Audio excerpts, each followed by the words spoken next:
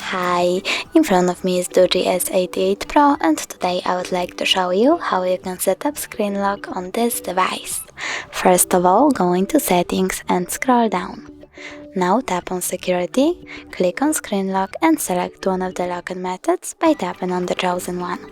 Swipe pattern, pin or password. I will go with pattern, so I will click on it, draw my pattern, click on next, draw it again and tap confirm.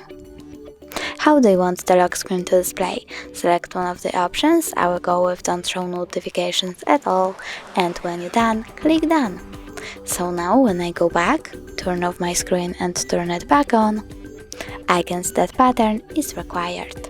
Thanks so much for watching. If you enjoyed this video, smash that like button, comment and don't forget to subscribe. Bye!